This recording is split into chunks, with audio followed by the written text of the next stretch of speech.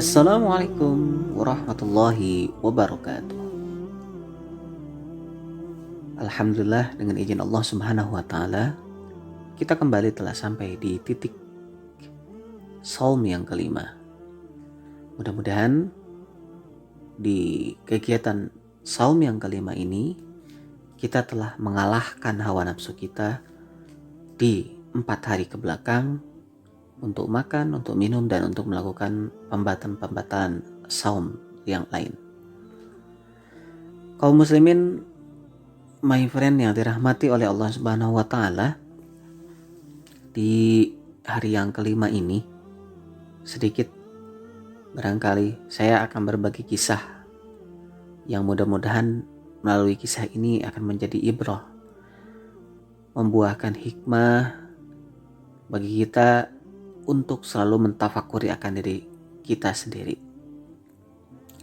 My friend yang dirahmati oleh Allah Subhanahu wa taala, kisah ini berawal dari salah seorang teman saya. Sebut saja dia bernama Gadis. Dia waktu itu berumur 17 tahun. Nah, sebagaimana kebanyakan anak-anak zaman now, ya, yang mana dalam masa pergaulan pada saat itu si gadis ini punya teman.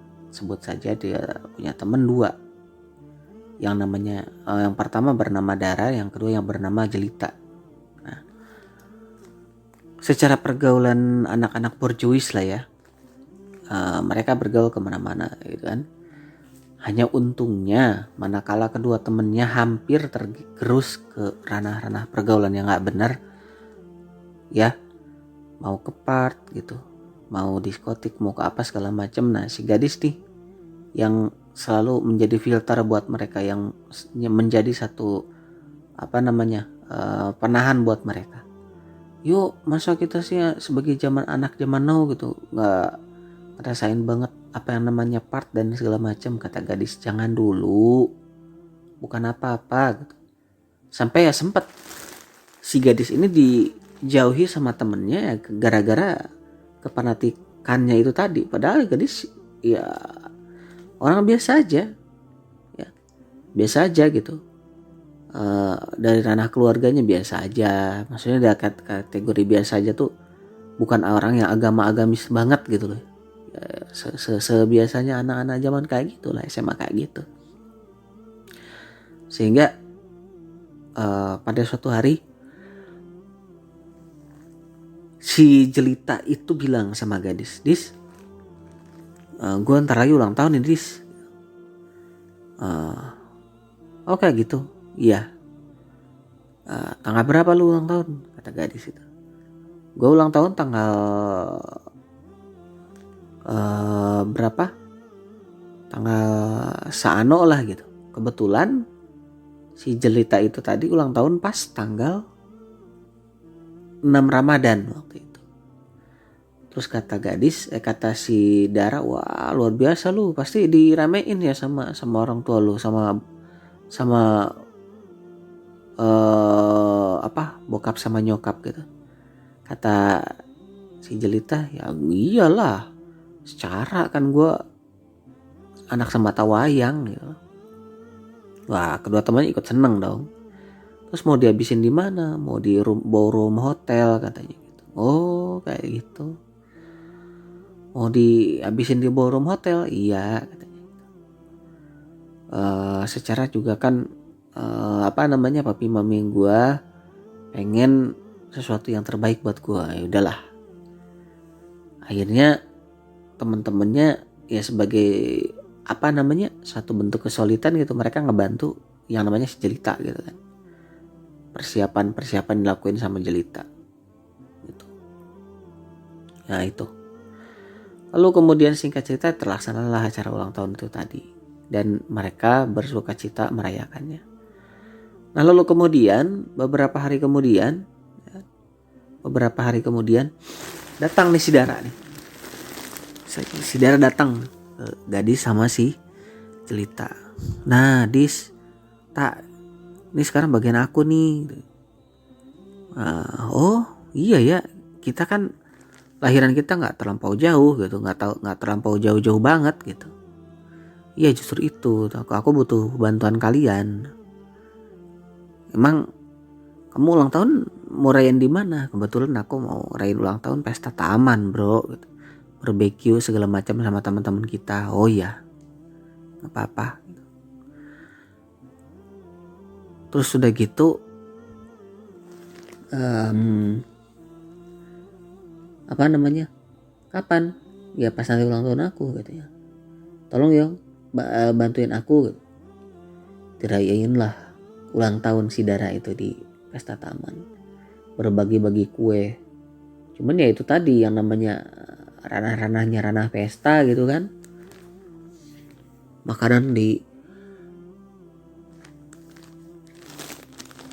ketika mereka mengambil makanan segala macam ya seru dengan keseruan-keseruan mereka ya itu tadi. Apa namanya?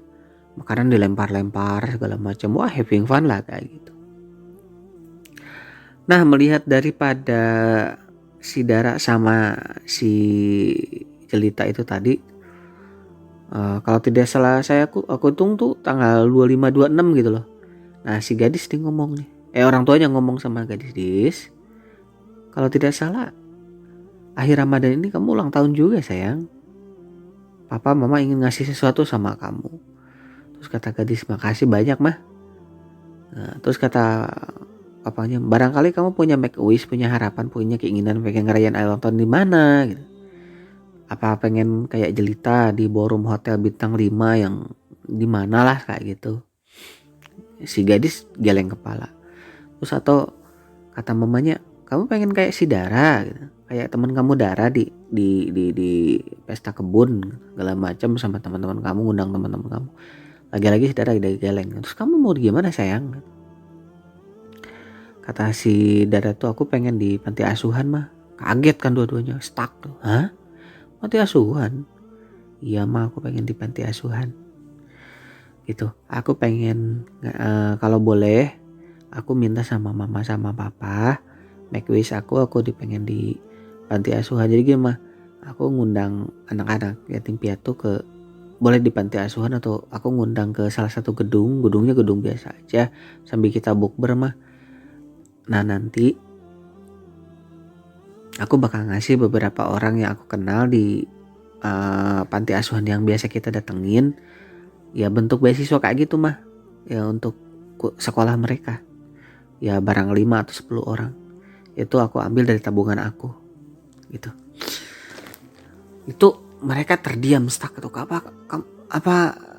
apa namanya kita nggak malu-maluin gitu misalnya kan ya mereka anak-anak orang-orang jet set juga gitu kan masa yang lainnya dirayain rame-rame anaknya yang ngalah ini kayak gitu. Jadi misalnya ada bentuk ranah persaingan apa namanya harta apalagi kan yang namanya gadis itu kalau dilihat dari secara prestisnya gitu kan lebih daripada dua temennya itu tadi itu kan. Kalau dua temennya itu tadi mungkin kapasitasnya level orang tuanya ayahnya itu karyawan tapi kalau untuk gadis itu dia punya segalanya ya mamanya pengusaha juga bapaknya pengusaha juga gitu orang-orang sibuk lah.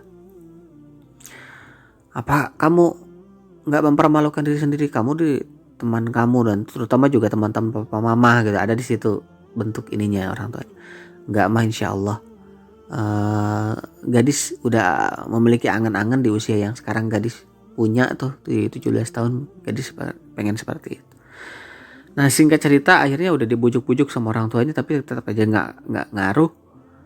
Akhirnya ya udahlah dengan sangat terpaksa orang tuanya ngikutin apa yang diingin sama anaknya karena orang tuanya pengen kebaikan bagi anaknya.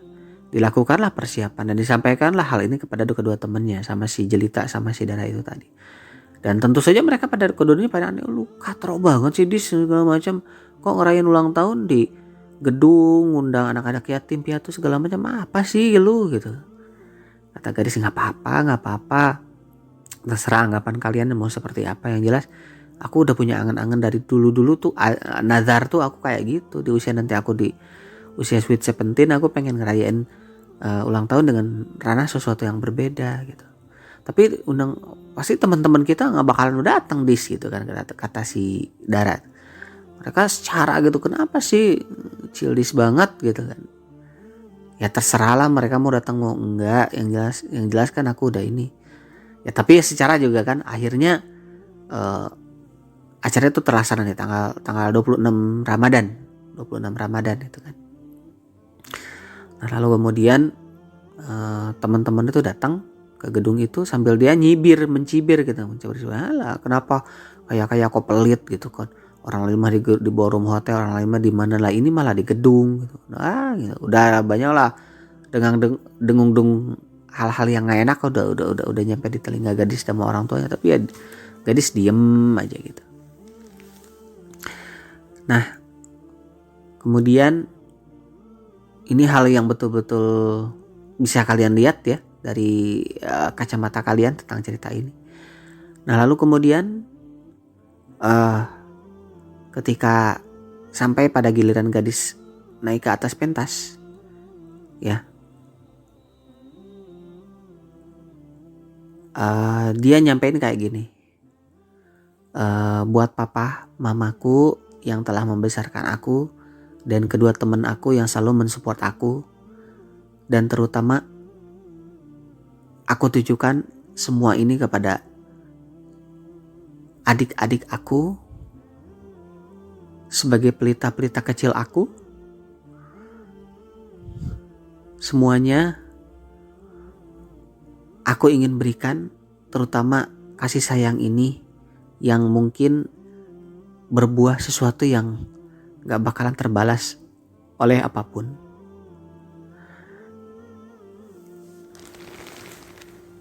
Aku ingin memberikan sesuatu yang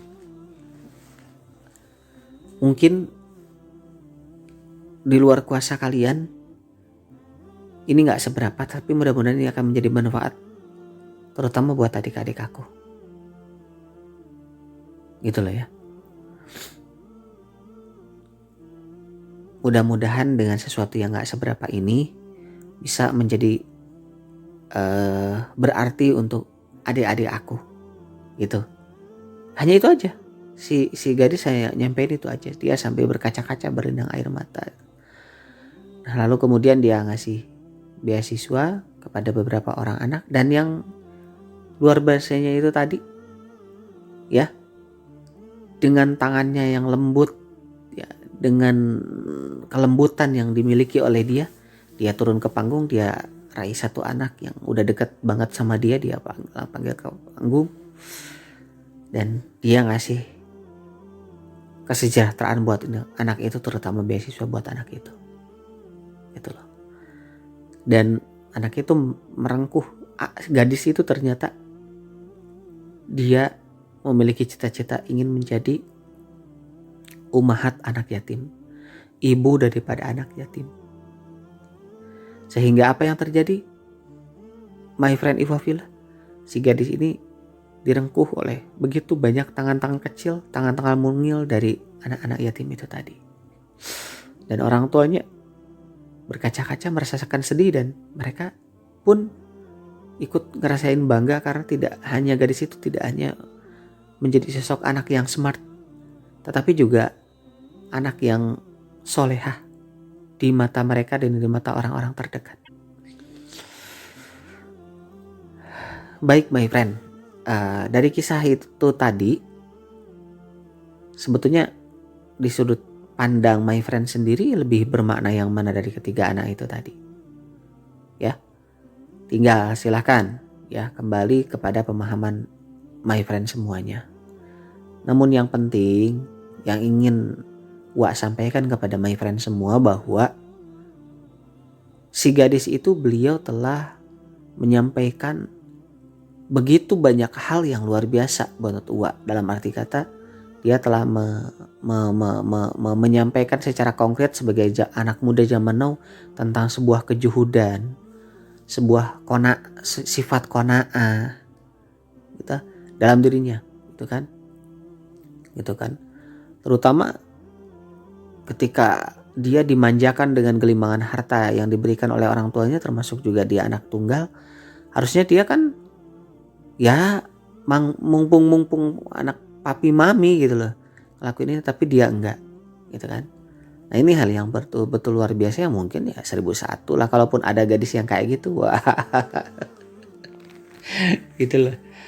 Nah itu dalam arti kata di sini tidak ada antagonis atau protagonis, itu antagonis atau tapi yang jelas di sini karakteristik seseorang yang maju secara amaliyah mendulang amal kebaikan itu telah dilakukan oleh gadis gitu ya. Jadi mudah-mudahan dari kisah ini kita bisa sama-sama mendulang amal terlepas apakah kita ada ataupun tiada. Dalam segi harta, Allah mengetahui akan niat kita ya. Kalian hanya memberikan kepada teman kalian berbuka dengan gorengan 2 biji atau 3 biji aja, itu catatan amalnya akan sampai kepada kita, akan sampai kepada Allah Subhanahu wa taala dengan limpahan hikmah dan karunia yang teramat sangat luar biasa. Subhanakallahumma wa bihamdika asyhadu an la ilaha illa anta astaghfiruka wa atubu ilaik. Wassalamualaikum warahmatullahi wabarakatuh.